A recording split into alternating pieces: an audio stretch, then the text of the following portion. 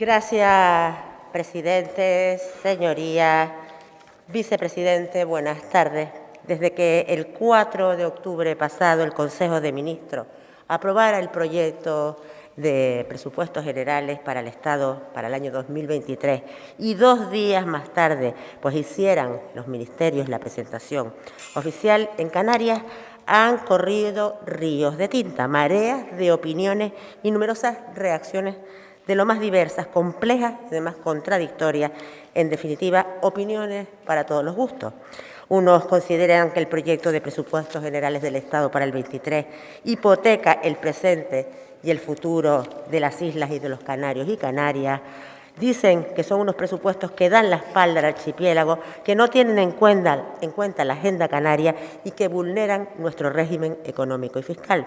Otros aseguran que los presupuestos del 23 siguen alejando a Canarias de la media estatal y también critican que el Gobierno de Canarias mire para otro lado con la RIP balear. RIP que, según ellos, pone en riesgo el trato diferencial de Canarias, que el único territorio RUP de España es Canarias y que con esa actuación el Gobierno central pretende despojar al archipiélago de unos derechos consolidados por su condición de región ultraperiférica para aplicarlos a Baleares, y que mientras el Partido Socialista desmonta el REF canario, está montándolo en Baleares. Algunos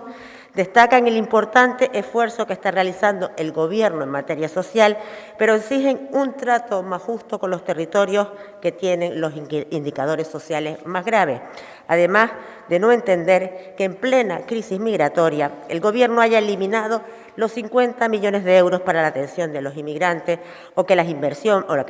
media en las islas, otra obligación contemplada en nuestro REC, siga tan sumamente alejado de la media del Estado. También están quienes se decantan por entender que los presupuestos generales del Estado para el 23 son las cuentas de la justicia social y la prosperidad económica, que incluyen el mayor gasto social e inversión productiva para hacer de Canarias y de toda España un país más justo, avanzado y productivo. Y por último, estamos los que valoramos la orientación progresista y expansiva del proyecto de presupuestos estatales para el 23. Celebramos la revalorización de las pensiones en un 8,5%, el incremento de las prestaciones por desempleo o por discapacidad. Pero también, dicho esto, sostenemos que el tratamiento que se da a Canarias en los presupuestos, en los proyectos de ley de presupuestos generales para el 2023 es insuficiente y supone un retroceso respecto a la ley de presupuestos del año 22. Presupuesto del 22 que, gracias a las enmiendas negociadas y presentadas por Nueva Canarias, por nuestro diputado en el Congreso, Pedro Quevedo, que aportaron más de 100 millones de euros para Canarias en estos presupuestos estatales del 22, en unos casos dotando y en otros mejorando las partidas destinadas a garantizar el cumplimiento del REF. Como verán, opiniones claramente para todos los gustos. Y con todo esto, vicepresidente, yo quiero hacerle 3 preguntas. La primera es que ¿qué valoración hace sobre los presupuestos generales del Estado para el 23? La segunda, si considera que el proyecto de ley de presupuestos generales del Estado para el año 23 cumple con el REF. Y la tercera, que qué apreciación hace de la inclusión en este proyecto de ley de presupuestos generales del Estado para el 23 de la REF Balear, del REF Balear. Muchas gracias. Gracias, presidente. Señorías, en relación con lo que algunos han afirmado aquí, de que el presupuesto del 23 del Estado pues sigue alejando a Canarias de la media estatal, que no cumplen con la inversión media en Canarias y que estamos en el último puesto en el nivel de inversión, decir que son falsas. El total de inversión para Canarias reflejado en el proyecto de presupuestos del Estado para el 23 es de 681.196,20 euros. O dicho de otra manera, 313,49 euros de inversión por habitante, mientras que la inversión regionalizada del Estado es de 291,25 euros, dando cumplimiento, como no cabe la menor duda, a lo establecido en los artículos 95 y 96 del REF, que mandata al Estado a mantener un mínimo de inversión regionalizada equivalente a la media del Estado. Tanto es así que, como ya dije, 313,49 para Canarias, 291,25 media regionalizada estatal. Eso significa que nos pone, hay comunidades autónomas o ciudades autónomas, 10 por debajo de Canarias y solo 8 por encima de Canarias, con lo cual en la media. Y yo, además, ¿qué quiere? Que le diga a aquellos que están empeñados en hablar solo del capítulo 6, nosotros preferimos que la distribución de lo que corresponde a Canarias en inversión, el porcentaje de lo del que sea capítulo 7 sea mayor que el que sea de capítulo 6, porque eso que es capítulo 7 lo hacemos desde Canarias y nos permite ejecutarlo desde Canarias, donde sabemos qué queremos y cómo lo queremos. Dicho esto, también cuestionar algunos de los contenidos de este presupuesto.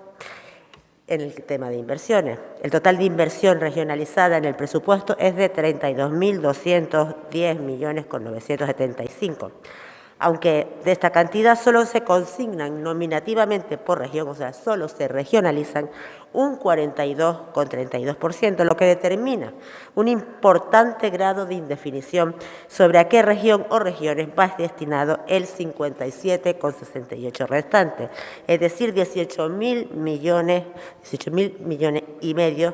una cantidad que no tiene precedentes en los presupuestos iniciales del Estado y que yo diría que significan una nula transparencia respecto al destino de los fondos, pero es aún más o aún peor. El resultado final, cuando a 31 de diciembre del 23, deja muy afectado el análisis inicial de la distribución de inversiones por regiones, lo que en lo que concierne a Canarias pudiera traducirse en que una vez distribuida esta enorme cantidad, insisto, un 57,68%, pues entre no sabemos a qué territorio, pues el mandato del RES respecto a esta obligación de inversión del Estado en Canarias, pues pudiera incumplirse. Respecto al régimen fiscal de Baleares, decir que lo que nos sorprende ciertamente es la inclusión de un régimen fiscal balear en una ley de presupuestos sin más, en lugar de una ley específica tal y como figura nuestro REF, mientras que eso por una parte, o sea, por la puerta de atrás, y en Canarias, pues nos cuesta muchísimo que cualquier pequeño cambio que solicitemos, pues no los acepten. De hecho, aún sigue pendiente mucho de esas solicitudes respecto al periodo de disfrute de la zona especial canaria, ampliado por un Real Decreto Ley hasta el 31 de diciembre del 27, pero que nosotros desde el Parlamento le dimos un plazo de 3 meses para que iniciase las actuaciones necesarias con la Comisión Europea al objeto de proceder a la prolongación del plazo de disfrute de la REF de la SEC hasta el 31 de diciembre del 29, si es que hasta el momento que yo sepa, 10 meses más tarde, sepamos nada del asunto. La modificación del IGI para que los operadores turísticos canarios afectados por el concurso de acreedores de Thomas Cook pudieran cobrarlo, aunque es cierto que hay una disposición transitoria en la sexta, esto no cubre a los afectados por Thomas Cook. La retroactividad de la autorización del comercio triangular, que también en este caso, aunque hay una disposición final en la quinta, no contempla la retroactividad, la ampliación del periodo de materialización de la RIC en 22, como ya se hiciera en 21, permitiendo que los beneficios obtenidos por las empresas en 17 se reinviertan en Canarias en el 22. Y lo último, pues la posibilidad de excluir a Canarias del ámbito de aplicación de la directiva europea, la determinación del 15%, el mínimo del 15% del impuesto de sociedades, en el que entidades, o sea, el 15% del impuesto de sociedades es el mínimo para entidades que desarrollen su actividad económica en una región ultraperiférica. Pero con todo, la pregunta es, ¿puede Baleares una región no predeterminada como zona C y que va a ser incluida, o ha sido incluida ad hoc por el Gobierno estatal para el 2023 en el mapa de ayuda a recibir los mismos incentivos fiscales que una región ultraperiférica como Canarias? Y la respuesta entiendo que es claramente que no. La RIP no supone una competencia real a nuestra RIC, ya que sus incentivos fiscales son mucho más reducidos que los nuestros y, por tanto, menos atractivos para la inversión, al punto de que mientras la RIC Canaria tiene autorización europea de ayuda de Estado por tratarse de una región ultraperiférica, con un tope de desgravación del 30% del importe neto de la cifra de negocio, la herramienta balear está basada en el régimen de minimis, lo que significa un incentivo fiscal de un máximo de 200.000 euros por 3 años. Quedan además excluidas también de la RIP las denominadas ayudas de funcionamiento, que son aplicables a las inversiones de sustitución. E igualmente ocurre con otro incentivo que copia para Baleares el REF Canarias, las bonificaciones a las empresas industriales, agrícolas, ganaderas y pesqueras, que en Canarias es del 50% y en Baleares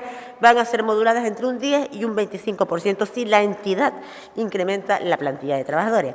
Por último, decir que entendemos que la extensión de los privilegios fiscales a más regiones españolas es cierto que pudiera debilitar nuestro histórico derecho de un régimen económico y fiscal diferenciada, pero que de la misma manera también pudiera ser, pues, a lo mejor una oportunidad para que con nuevos aliados intentar que tanto políticos como altos funcionarios mesetarios entiendan el motivo de que las regiones diferentes reciban un trato diferente. Más en el caso del archipiélago canario, cuando nuestras compensaciones vienen avaladas y ratificadas,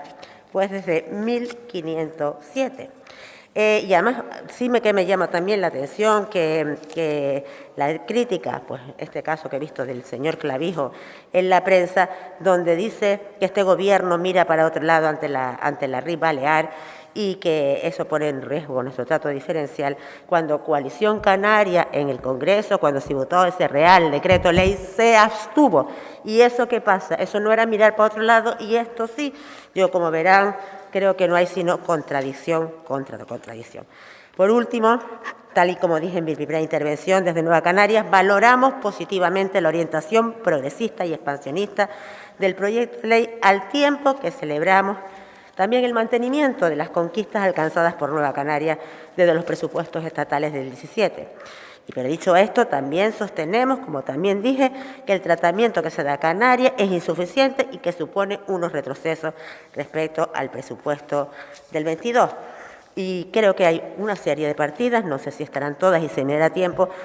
presupuestarias que no están incluidas para dar cumplimiento al REF y que muchas tienen que ver con esas enmiendas que Pedro Quevedo presentó el año pasado, esos 100 con 47 millones de euros. Me refiero a la partida destinada a la promoción comercial, las partidas destinadas a la conservación de variedades agrícolas y razas ganaderas, los 5 millones para cada una de las universidades, o sea, 10 millones como centro de referencia nacional, la minoración de 20 a 10 millones de la subvención al transporte de plátano, la reducción de 14 a 8 millones de la subvención al agua de riego, los 5 millones en las partidas destinadas a lucha contra la pobreza, el millón destinado al plan de seguros agrarios, la financiación a la movilidad energéticamente eficiente y sostenible, las partidas de infraestructuras educativas por 10 millones de euros.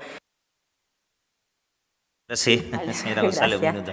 El convenio de infraestructuras turísticas de 20 a 30 millones de euros, las partidas destinadas al convenio de Canarias para el desarrollo en actuaciones en materia de agua y las relativas al ciclo integral del agua, el programa de economía circular en Canarias, gestión, valorización y reciclaje y descontaminación de residuos. Otras partidas que se han eliminado también vienen determinadas o referidas al programa de ayudas para sufragar los sobrecostes del desarrollo de la conectividad, la extensión de la banda ancha y además los 50 millones de los inmigrantes, y tampoco aparece la dotación presupuestaria territorializada ni genérica destinada a la bonificación del transporte. Pero bueno, dicho esto, otro fondo también que nos falta, no solo este año, sino el pasado, es el fondo COVID, porque los gastos siguen existiendo y, sin embargo, los ingresos hace un año que no están.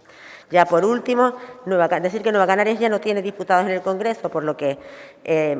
nosotros lo que sí exigimos o demandamos a los representantes canarios en el Congreso y en el Senado. 30 segundos, señora González. Que gestionen, defiendan y consigan mejorar el tratamiento de Canarias para estos presupuestos del 23. Es su obligación, es su responsabilidad. Cuando nosotros la teníamos, la ejercimos y la cumplimos, y creo que es ahora lo que le toca a los 15 diputados que están actualmente. Muchas gracias.